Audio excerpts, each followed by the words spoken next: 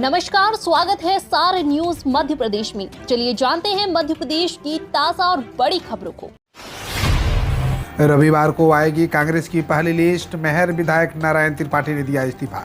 मध्य प्रदेश के इस चुनावी महासमर में भाजपा की ओर से खुद सीएम ने मोर्चा संभाला है। वे अपनी गंगा यात्रा से लौटकर भोपाल के प्रत्याशियों के समर्थन में प्रचार कर रहे हैं। आज गोविंदपुर में वे जनसभा को रोड शो करेंगे। प्रियंका गांधी द्वारा स्कूली बच्चे को रुपये देने की घोषणा की शिकायत निर्वाचन आयोग को। मध्य प्रदेश के मंडला जिले की चुनावी आमसभा में कांग्रेस के राष्ट्रीय महासचिव प्रियंका गांधी की घोषणा के मामले में भाजपा के विधि प्रकोष्ठ ने चुनाव निर्वाचन आयोग को शिकायत की है। शिकायत में कहा गया है कि 12 अक्टूबर को मध्य प्रदेश के मंडल जिले में सभा के दौरान कांग्रेस के राष्ट्रीय महासचिव प्रियंका गांधी ने हर विद्यार्थी को महीने में 500 रुपये को 1500 रुपये तक किए जाने की घोषणा की है। मध्य प्रदेश में गारंटी वायदों की होड़ पर हालत घर में नहीं है दाने, अम्मा चली बुनाने वाली। मध्य प्रदेश में सभी विद्यार्थियों को मुफ्त शिक्षा, पहली से 8वीं तक के छात्रों को 500 रुपया, 9वीं 10वीं के छात्रों को 1000 रुपया और 11वीं 12वीं के छात्रों को 1500 रुपया वजीफा, ये सब मिलेगा मध्य प्रदेश में कांग्रेस की सरकार बनी तो। मंडला में गुरुवार को जनसभा को संबोधित करते हुए कांग्रेस की महासचिव प्रियंका गांधी ने ऐलान किया। कांग्रेस की इस नई गारंटी का नाम होगा पढ़ो और पढ़ाओ योजना। दूसरी तरफ बीजेपी के भी वायदों के पिटारों में हजारों करोड़ की योजना की भरमार है। शिखर से शून्य पर जाएगी बीजेपी। चुनाव से पहले कमलनाथ का सीएम शिवराज पर हमला। मध्य प्रदेश में विधानसभा चुनाव का बिगुल बज चुका है। ऐसे में अब सूबे की सियासत में बयानबाजी का दौर तेज होता जा रहा है। विपक्ष लगातार सरकार पर हमलावर हो रहा है। पूर्व सीएम कमलनाथ ने ट्वीट कर भारतीय जनता पार्टी की शिवराज सरकार पर बड़ा हमला बोला। उन्होंने लिखा है कि मध्य प्रदेश की जनता अब बीजेपी को शिखर से शून्य पर ले जाएगी। होमगार्ड सैनिकों को 2 माह का कॉल ऑफ देने पर अंतरिम रोक, उच्च स्तरीय समिति की रिपोर्ट भी तलब। मध्य प्रदेश हाईकोर्ट के जस्टिस सीएल नागू और जस्टिस हृदयेश की युगल पीठ ने 4 होमगार्ड सैनिकों को 2 माह का कॉल ऑफ देने पर अंतरिम रोक लगा दी। इसके साथ ही न्यायालय ने कहा है कि होमगार्ड सैनिकों को सेवा जारी रखने की अनुमति दी जाए। उक्त मामलों की सुनवाई भी संबंधित मामलों के साथ किए जाने के निर्देश देते हुए न्यायालय ने उच्च स्तरीय समिति की रिपोर्ट भी तलब की है। चुनाव में अब 40 लाख रुपए खर्च कर सकेंगे प्रत्याशी, नियम पालन नहीं करने पर होंगे अयोग्य घोषित।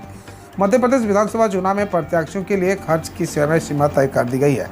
अब विधानसभा चुनाव में विधायक प्रत्याशी कुल 40 लाख रुपए तक खर्च कर सकेंगे। हालांकि उम्मीदवारों को सिर्फ 10,000 रुपये की नकद खर्च करने की अनुमति होगी। कलेक्टर और निर्वाचन अधिकारी आशीष सिंह ने गुरुवार को कलेक्ट्रेट में हुई निर्वाचन व्यय एवं व्यय लेखा की बैठक के दौरान यह जानकारी दी। इस दौरान बैठक में राजनीतिक दलों के प्रतिनिधि सहित अन्य सदस्य व अधिकारी मौजूद थे। सीएम शिवराज बोले, गांधी परिवार ने पहले सबको ठगा, अब कमलनाथ गांधी परिवार को ही ठग रहे हैं। गांधी परिवार ने पहले सबको ठगा था, लेकिन कमलनाथ गांधी परिवार को ही ठग रहे हैं। ये कहना है मुख्यमंत्री शिवराज सिंह चौहान का। उन्होंने कल अपने निवास पर पत्रकारों से चर्चा करते हुए कमलनाथ और गांधी परिवार दोनों पर जमकर प्रहार किया। उन्होंने प्रियंका गांधी के मंडला दौरे पर निशाना साधते हुए कहा कि कल जिस तरह से प्रियंकाएं से घोषणाएं करवाई गई, मैंने वो वीडियो देखा। कई घोषणाएं कर वे बैठ गई। ये लोग एक और कर दो के लिए इस तरह से झूठ बोलना ठीक नहीं है। उन्होंने पहले भी राहुल बाबा से कहलवा दिया था कि 10 दिन में कर्जा माफ नहीं तो 11वें दिन मुख्यमंत्री बदल देंगे। ये जबरदस्ती कहलवा रहे हैं। पढ़ दो, लेना देना थोड़ी है।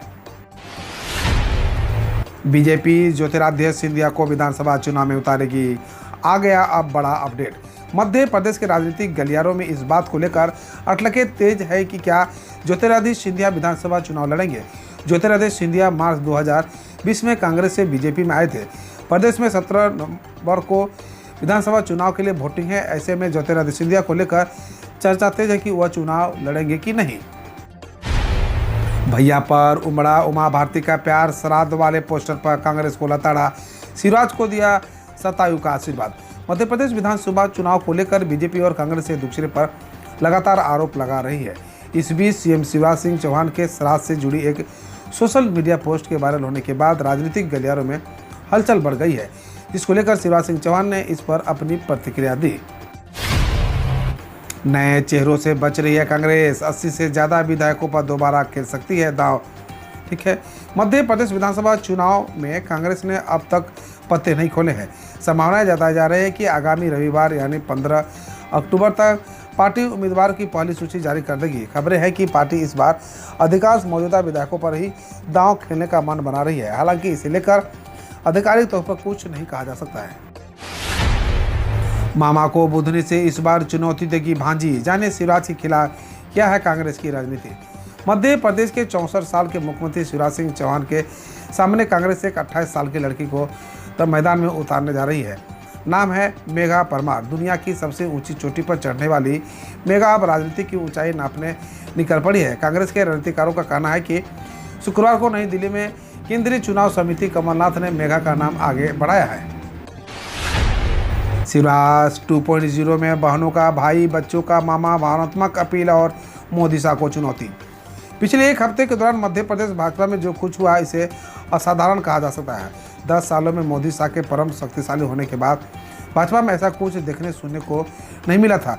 मध्य प्रदेश की राजधानी भोपाल से 450 किलोमीटर दूर डिंडोरी में एक जनसभा के दौरान शिवराज सिंह चौहान ने सीधे जनता से पूछ लिया, मुझे फिर से मुख्यमंत्री बनाना चाहिए कि नहीं। जवाब में जनता ने जोरदार नारे में उसका समर्थन किया। इस घटना से कुछ ही दिन पहले शिवराज सिंह चौहान एक चुनावी जनसभा में भावुक हो गए थे।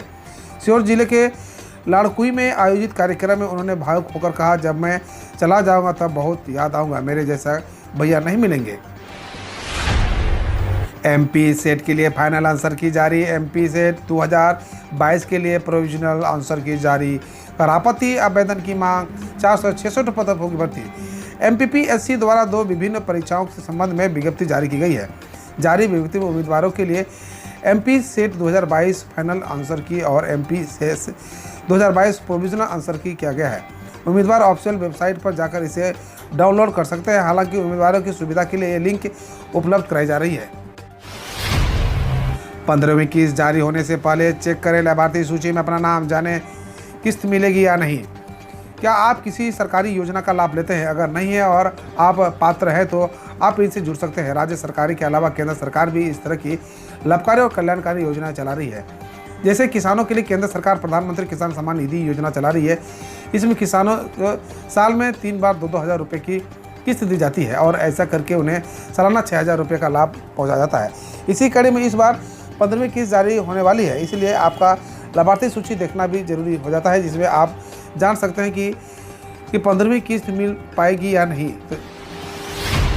शुभमन गिल खेलेंगे इंडिया वर्सेस पाकिस्तान मैच। पूर्व चीफ सिलेक्टर ने कह दी है बात। टीम इंडिया के पूर्व चीफ सिलेक्टर MSK प्रसाद ने India versus Pakistan world cup 2023 match से पहले बड़ा बयान दिया। कहा कि सलामी बल्लेबाज शुभमन गिल यह मैच खेलेंगे। वर्ल्ड कप 2023 के आगाज होने से पहले गिल का डेंगू हुआ था, जिस वजह से वह अभी तक एक मैच भी नहीं खेल पाए हैं। चेन्नई में ऑस्ट्रेलिया के खिलाफ उनकी जगह ईशान किशन के कप्तान रोहित शर्मा के साथ पारी का आगाज किया था। वहीं एहतियात के तौर पर उन्होंने मैच के साथ दिल्ली टेबल नहीं किया था।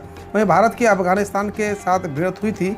टीम इंडिया के लिए अच्छी खबर यह है कि डेंगू के मात देने के बाद शुभमन गिल अहमदाबाद पहुंच गए हैं और गुरुवार को उनके लगभग 1 घंटा नेट में पसीना भी बहाया।